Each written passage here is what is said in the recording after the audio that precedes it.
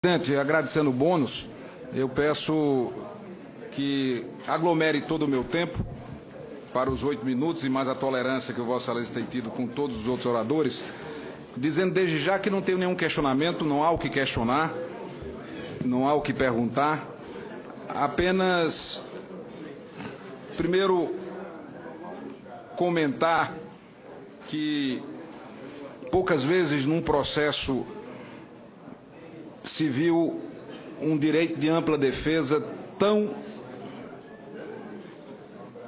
largo como o que estamos assistindo agora. Largo ao ponto de ter o apoio, o arrimo, a sustentação de servidores públicos que participam desse processo de ampla defesa. Chegou a esse ponto. E, ao mesmo tempo, é a primeira vez que, como advogado que sou regularmente inscrito na OAB, 6836-PB, que vejo um processo na qual a defesa quer substituir o papel de juiz. Durante todas as oitivas, todos os testemunhos, depoimentos, colaborações feitas aqui, na origem do processo na Câmara dos Deputados, a defesa se furtou a apresentar os seus argumentos de defesa e quis fazer juízo de mérito na condição de julgador que ela não é. E, mais uma vez, na tarde e noite de hoje, a defesa desperdiça mais uma chance de apresentar argumentos que sejam minimamente plausíveis para descaracterizar o crime de responsabilidade, ou melhor dizendo, os crimes de responsabilidade praticados de forma irresponsável, antipatriótica pela presidente Dilma Rousseff. Ao invés de fazer defesa das graves acusações, opta pelo palanque eleitoral, o palanque mais atrasado, carcomido, envelhecido, que não se sustenta mais na esmagadora maioria da consciência nacional. Ao invés de fazer a defesa das graves acusações que são imputadas à Sua Excelência, a presidente Dilma Rousseff, opta pelo velho proselitismo político da esquerda festiva, dos inocentes úteis, que talvez perdidos nesse ciclo histórico, são obrigados a defender, sem talvez constrangimento maior, o governo mais corrupto da história do Brasil. E com que lástima eu vejo a esquerda brasileira, a esquerda genuína, a esquerda pura, a esquerda ideológica, a esquerda que tem... É impressionante, eles ficam cruzando aqui na minha frente, parece que estão ensaiados. É impressionante. Eu esperei até agora, fica cruzando, levanta um, levanta outro. É inacreditável. Peço desculpas, Carlos, não foi de propósito, porque a cadeira ali... Eu acredito. Eu acredito. Senador, mais um minuto para compensar aí. Não foi intenção. Só para falar da esquerda, dos jovens, né, que estão né, tentando encontrar uma ideologia para viver, como cantou bem Cazuza, e se depara com essa falta de referência. Que esquerda é essa? Que pratica crimes de corrupção, onde seus principais ícones estão na cadeia, levados ao cárcere pelo Supremo Tribunal Federal. E os jovens ficam perplexos, e nós estamos vendo aquelas figuras históricas fazendo o papel dos inocentes úteis da esquerda festiva, senador Cristóvão.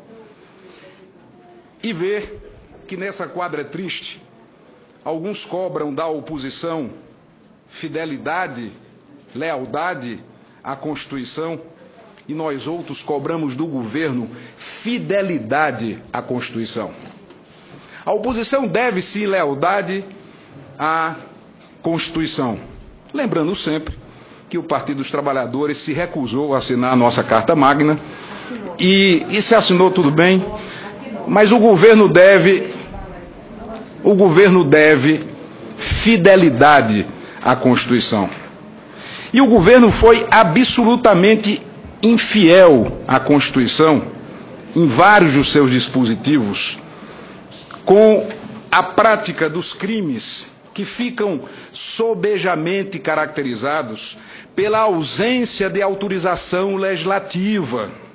Nós não estamos aqui criticando sequer se o governo acertou na política anticíclica ou procíclica, se o governo fez pedaladas para pagar a bilionárias empresas envolvidas em corrupção, ou se fez para pagar programas sociais. Nós estamos dizendo aqui que o crime resiste não no mérito da despesa, mas nos meios com que ela foi feita, onde careceu daquilo que a Constituição não perdoa, que é a autorização do Legislativo. Porque o Legislativo foi criado, nos tempos modernos, para controlar, via orçamento público, o poder discricionário do soberano.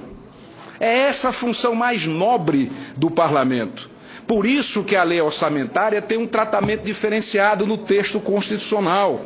É uma das poucas normas positivas que estão referenciadas na nossa Constituição, porque ela exige um tratamento diferenciado, onde, apesar de ter sido dito aqui que o mundo jurídico está perplexo com o empobrecimento de conceitos de direito do mundo jurídico, eu quero lembrar que, na lição mais primária, o que distingue o setor público do setor privado, e muitas vezes nesta tarde se tentou misturar o público com o privado, porque tem sido essa o exemplo do governo. O governo não separa o que é público do que é privado.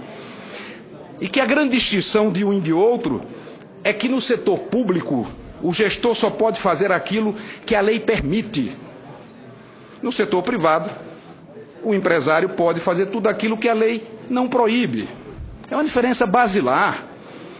E de forma, mais uma vez, lastreada em sofisma, porque a pseudo-defesa da presidente Dilma Rousseff, com todo respeito ao douto advogado-geral da União, que quem faz a defesa, respaldado por outros servidores públicos, faz a defesa com base em sofismas e opta muito mais em fazer proselitismo político, construir palanque eleitoral para tentar sobreviver eleitoralmente em eleições que virão, do que na prática esclarecer os crimes praticados que residem, insisto, não desviem o assunto. Não adianta desviar o assunto, não, porque os decretos foram feitos para pagar tal programa. Tudo bem, poderiam ter sido feitos, desde que tivesse autorização do Poder Legislativo. Aí está o crime. Porque a lei orçamentária, ela tem como regra, porque assim determina a nossa Constituição, que qualquer crédito suplementar carece da autorização legislativa. Por uma excepcionalidade, e assim deve ser entendido, o artigo 4º da Lei de Orçamento, em determinadas e específicas condições, permite que, excepcionalmente, decretos sejam publicados. E a regra era muito clara, só pode publicar decreto com o cumprimento da meta. E a meta não estava sendo cumprida. E ela tem que ser acompanhada bimestralmente, porque assim exige a Constituição. Portanto, há um atentado visível à Constituição, onde o governo demonstrou infidelidade ao texto constitucional. E por lealdade a esta Constituição, nós estamos defendendo, com toda a convicção, o impeachment da presidente Dilma Rousseff, que em nome de um projeto de projeto ganancioso, levou à infelicitação milhões de brasileiros. Dolosamente, conscientemente, propositalmente, empurrou para o desemprego milhões, já passam de 11. Crianças morrendo, crianças desassistidas, com a ganância, a sanha, a sede, que não cessa de segurar um projeto de poder, mesmo que seja em nome da dor, do sacrifício, da morte, do infortúnio do povo brasileiro. E a esquerda brasileira, ou parte dela, se vê obrigada a defender o governo mais corrupto da história do Brasil.